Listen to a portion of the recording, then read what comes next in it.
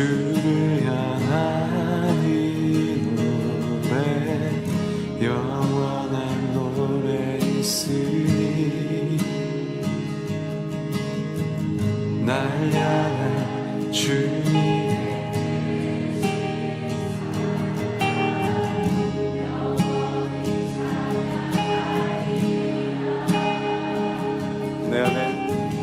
내 안에 주를 향한 이 노래 영원한 노래 있으니 날 향한 주님의 크신 사랑 영원히 찬양하리라 영원히 찬양하리라 아름다우신 오 놀라우신 영원할 수 없는 사랑 오 위대하신 하나님의 사랑 영원히 찬양하리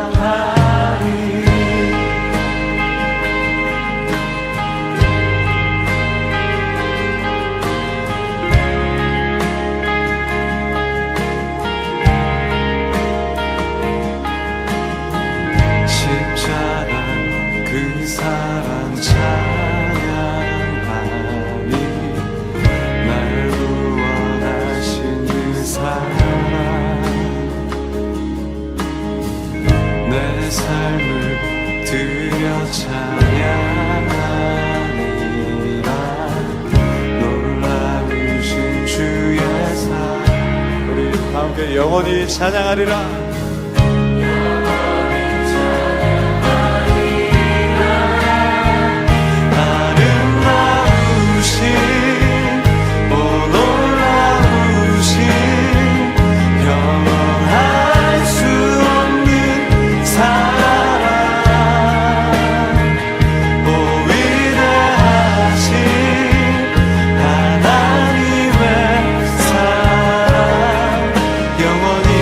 참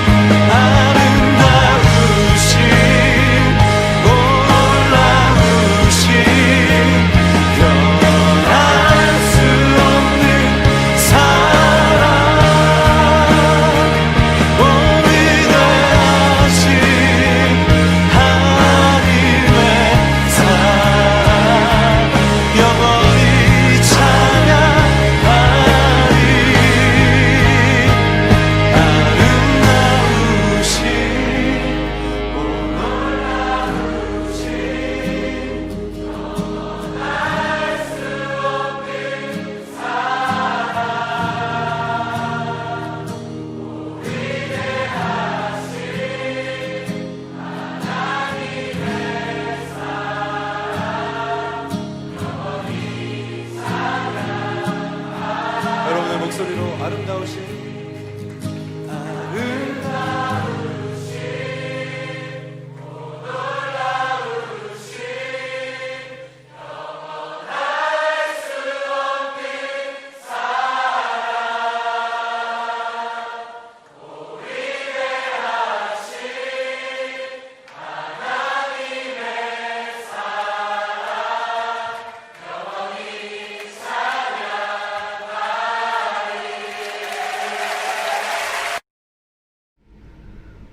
오늘 우리에게 주신 하나님의 말씀은 고린도전서 1장 1절에서 3절까지의 말씀입니다.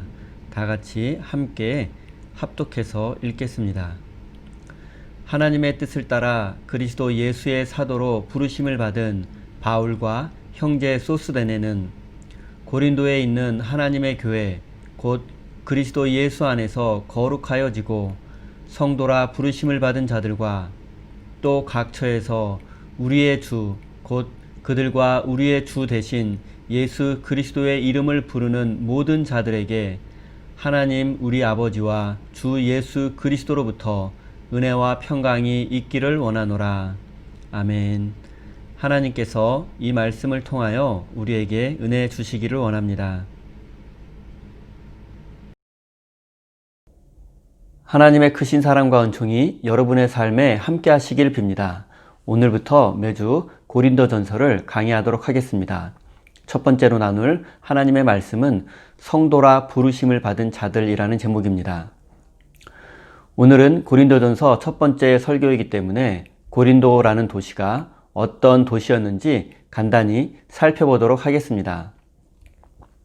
고린도는 고대 세계에서 매우 유명한 그리스의 도시국가 중에 하나였습니다.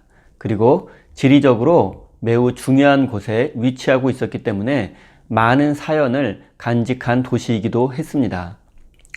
고린도는 그리스 북부 지역과 남부 지역인 펠로폰네소스 반도 한가운데 위치하고 있어서 그리스를 남과 북으로 연결하는 역할을 했습니다. 그리고 동쪽으로는 당시 소아시아라고 불렸던 오늘날의 터키 지역을 마주보고 있었으며 또 반대쪽 서쪽으로는 로마를 마주보고 있었습니다. 고린도는 동서남북으로 모두 교통의 요충지였으며 항구가 발달해 있어서 일찍부터 무역이 발달했기 때문에 고대 세계에서는 매우 부유한 도시국가였습니다. 그러나 고린도는 지정학적으로 매우 중요한 곳이었기 때문에 때로는 강대국들의 많은 침략을 받기도 했습니다. 고린도는 BC 150년경에 로마 제국의 침략을 받고 완전히 멸망당하게 되었습니다. 고린도의 대부분 백성들은 죽거나 노예로 팔려가게 되었습니다. 그리고 약 100년 동안 버려진 상태로 있다가 로마의 장군 율리우스 카이사르에 의해서 재건되었습니다.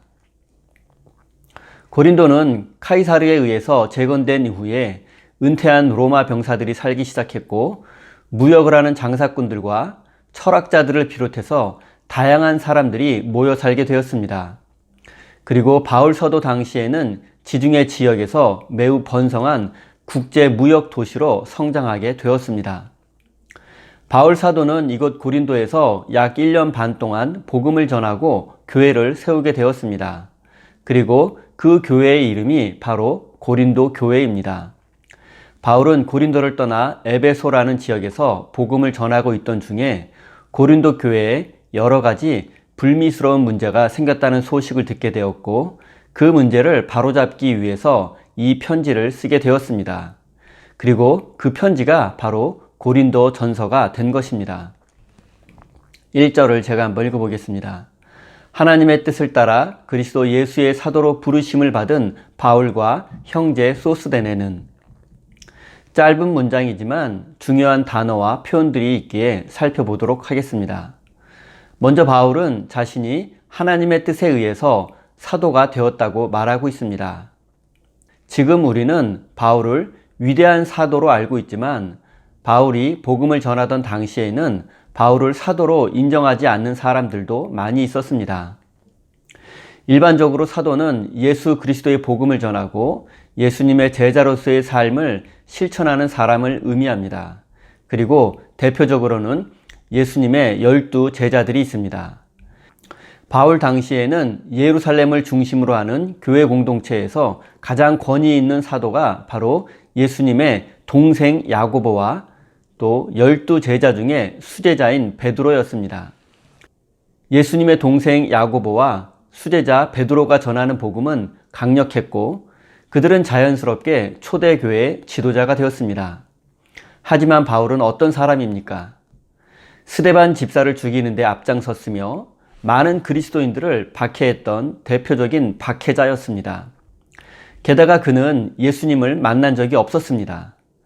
바울은 다메섹으로 가는 길에서 부활하신 예수님을 잠깐 만났을 뿐입니다.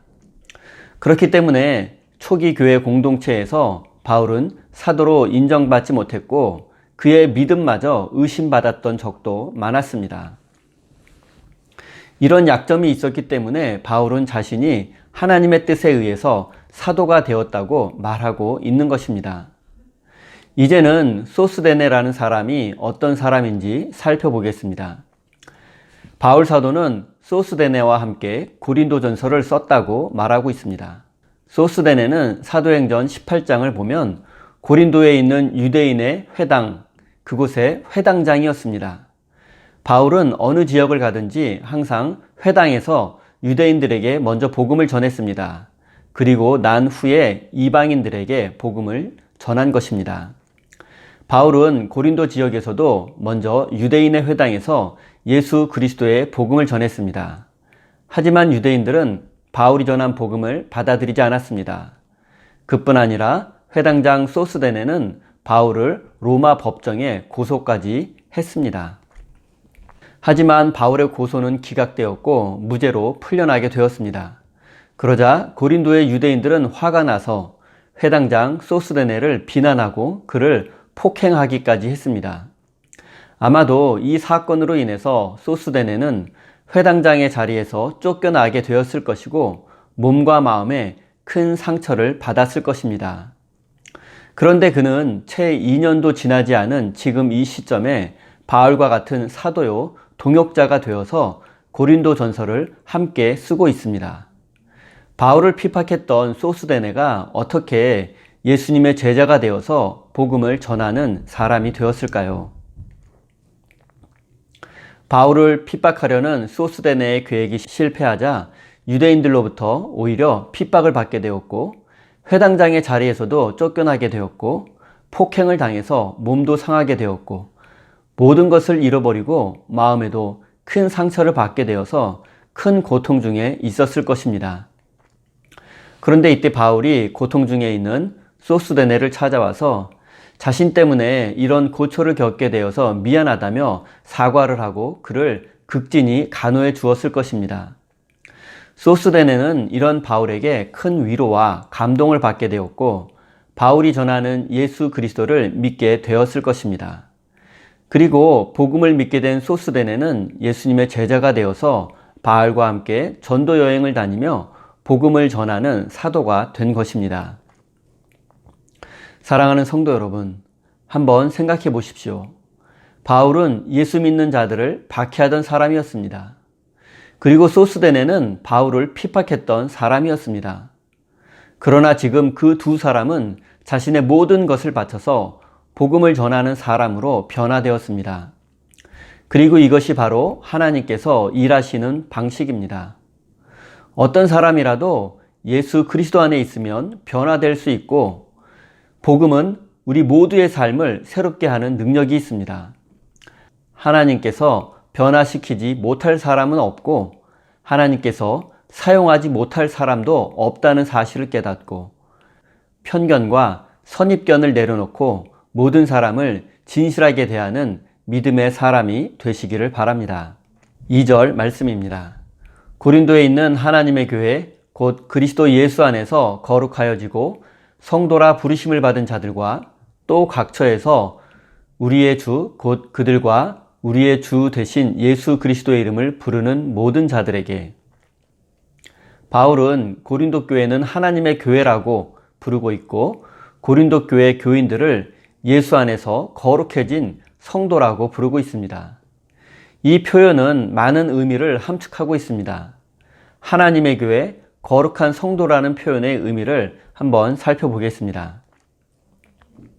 바울이 고린도전서를 쓰고 있던 당시 고린도 교회의 상황을 먼저 알아보겠습니다.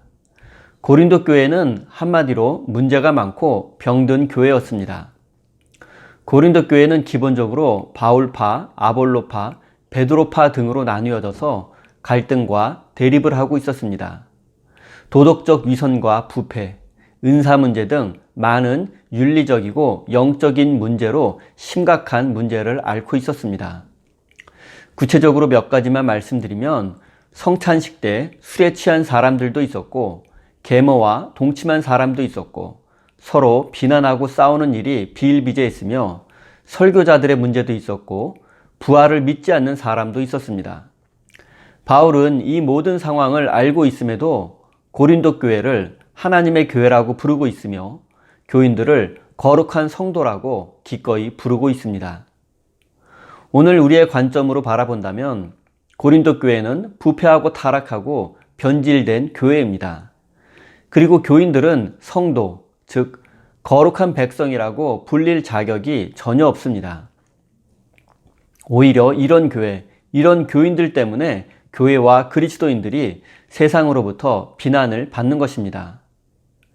바울 사도가 이렇게 부패한 교회, 타락한 교인들을 향해서 하나님의 교회요, 거룩한 성도라고 부르는 이유가 무엇이겠습니까? 영혼 없는 칭찬일까요? 그들에게 인기를 얻기 위해서일까요? 당근과 채찍 중에 먼저 당근을 주는 것일까요? 바울의 이 말은 신학적 진술이고 원론적인 표현입니다. 이 세상의 모든 교회는 하나님의 교회입니다. 하나님께서 이 세상의 모든 교회를 예수 그리스도의 피값으로 세우셨기 때문입니다.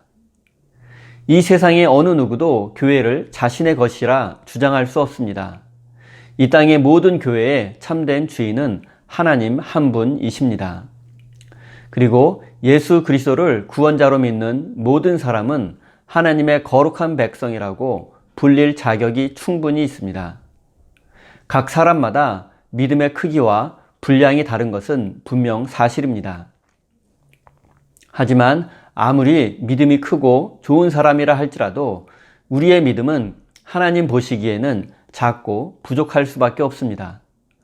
그럼에도 불구하고 하나님께서 우리를 거룩한 백성으로 인정해 주시는 이유가 무엇입니까? 그것은 바로 우리가 구원자로 믿는 예수님 때문입니다. 예수님을 믿은 우리는 여전히 세상의 유혹에 노출되어 있고 크고 작은 죄를 지으며 살고 있습니다. 우리는 전혀 거룩한 존재가 아닙니다. 하지만 우리가 믿는 예수 그리스도는 거룩하신 하나님의 아들입니다. 우리가 거룩한 것이 아니라 우리가 구원자로 믿는 예수님이 거룩한 것입니다. 그리고 하나님은 예수님을 믿는 모든 사람들을 거룩한 백성으로 인정해 주시는 은혜가 풍성하신 분이십니다. 정리해서 말씀드리자면 하나님이 교회의 주인이 되시기 때문에 고린도 교회를 포함해서 이 세상의 모든 교회는 거룩한 교회입니다. 또한 예수님이 거룩하시기 때문에 예수님을 믿는 우리들도 하나님으로부터 거룩한 백성이라고 인정받을 수 있게 된 것입니다. 역으로 생각해보면 하나님이 떠난 교회는 거룩하지 않습니다.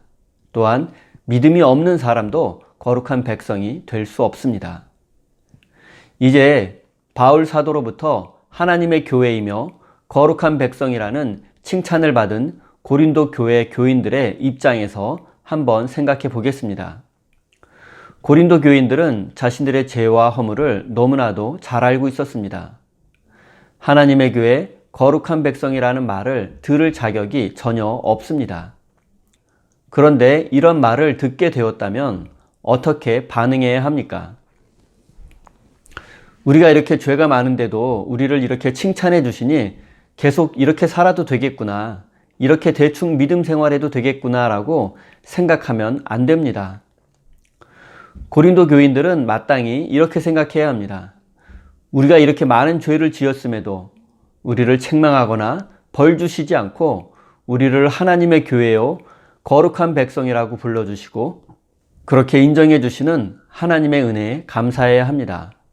그리고 자신들의 죄와 허물을 깨닫고 회개해야 합니다. 그래서 이제는 정말로 하나님의 교회, 거룩한 백성이라는 호칭에 부끄럽지 않도록 믿음으로 살아야 합니다. 이것이야말로 바울 사도가 고린도 교회 교인들에게 바라는 것이었을 것입니다. 사랑하는 성도 여러분, 우리의 모습도 고린도 교인들과 마찬가지입니다. 교회에 모여 예배도 드리고 기도도 하고 하나님을 사랑하고 예수님을 구원자로 믿는다고 하면서도 여전히 우리는 죄의 유혹을 받고 죄를 짓고 있습니다. 하지만 그럼에도 불구하고 하나님은 우리 세임교회를 하나님의 교회라고 인정해 주시고 우리를 거룩한 하나님의 백성으로 인정해 주십니다. 이 얼마나 감사한 일입니까? 사랑하는 우리 세임교회 성도 여러분, 우리 세임교회는 하나님의 교회입니다. 그리고 우리는 하나님의 거룩한 백성입니다. 이 놀라운 사실을 가슴에 새기며 힘차게 믿음으로 살아가시기를 예수님의 이름으로 축원드립니다. 우리 다 함께 주신 말씀 가슴에 새기며 기도의 자리로 나아가겠습니다.